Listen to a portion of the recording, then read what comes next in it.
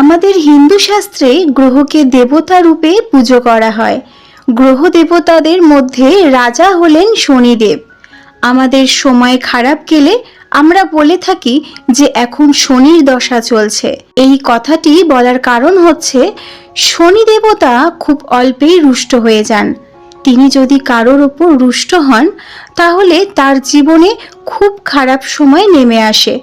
তাই ভালো থাকার জন্য, জীবনে সুখী হওয়ার জন্য, সাফল্য লাভের জন্য শনির কৃপা অবশ্যই দরকার। নমস্কার বন্ধুরা, আমি সুমিতা বেঙ্গলি সনাতন কথা চ্যানেলের পক্ষ থেকে সবাইকে জানাই স্বাগত। আশা করি রাধারানীর কৃপায় ভালো আছেন, সুস্থ আছেন।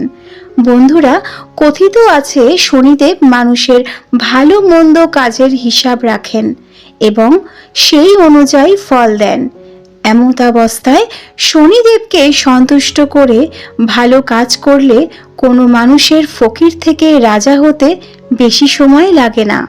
তাই জ্যোতিষশাস্ত্র মতে শনিদেবের কৃপায় ধন্য হতে চাইলে শনিবার সর্ষের তেলের প্রদীপ জ্বালাতে পারেন। শনিদেবের বার হলো শনিবার। শনিদেবকে সন্তুষ্ট করার জন্য তাই শনিবার শনিদেবের পুজো করতে হবে। শনিদেবের আরাধ্যা হলেন মা কালী, তাই শনিদেবকে সন্তুষ্ট রাখতে মা কালীরও পুজো করতে হবে। আরও একটি কাজ আছে যা প্রত্যেক শনিবার তো বটেই, সর্বোপরি আগামীকাল বাংলা বছরের প্রথম অর্থাৎ বৈশাখের প্রথম শনিবার করতে পারলে আপনার ভাগ্য ফিরে যাবে। এই উপায়টি অবলম্বন করলে শনিদেব আপনার উপর কৃপা করে আপনাকে এগিয়ে নিয়ে যাবে সাফল্যের চূড়ায়। বন্ধুরা, এটি একটি ঘরোয়া টোটকা।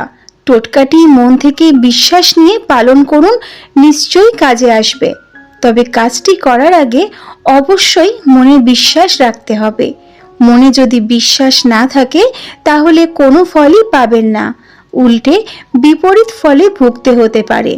এই টোটকার জন্য প্রথমে দরকার 7টি লবঙ্গ, অল্প কিছু সর্ষে, একটি পরিষ্কার সাদা কাপড় আর ঝাঁটা দিয়ে কুড়োনো মাটি। লবঙ্গগুলি অবশ্যই গোটা হতে হবে, ভাঙা হলে চলবে না। আর অবশ্যই লক্ষ্য রাখতে হবে কাপড়টি যেন পরিষ্কার এবং সুন্দর হয়। এরপর শনিবার দিন সব জিনিসগুলি নিয়ে শনিদেবের মন্দিরে যান। গিয়ে ভগবান শনিদেবের সামনে প্রথমে সাদা কাপড়টি রাখুন। তারপর একে একে লবঙ্গগুলি শনিদেবের চরণে ছুঁয়ে প্রণাম করে 7 বার ঘোরান। সব লবঙ্গগুলি এইভাবে করে কাপড়ের উপরে রাখুন। তার উপর কিছুটা ঘর কুড়ানো ধুলো দিন, তার উপর সর্ষেগুলো দিন।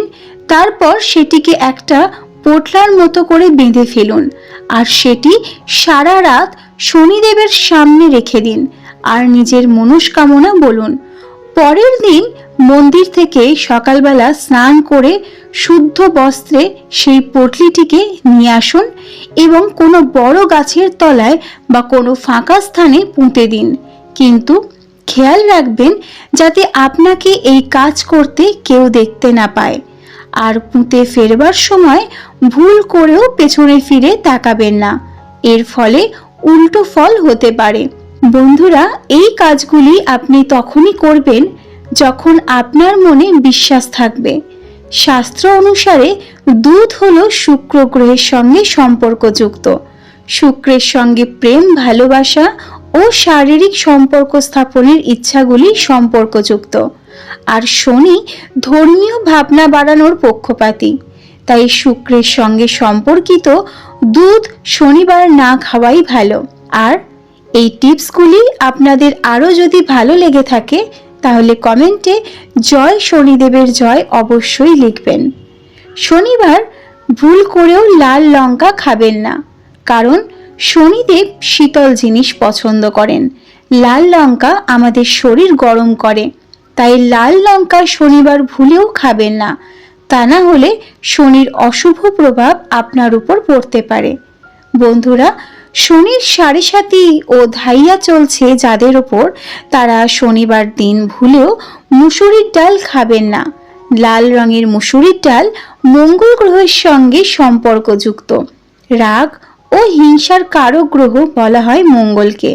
তাই মসুর ডাল খেলে আমাদের মধ্যে রাগ বাড়তে পারে।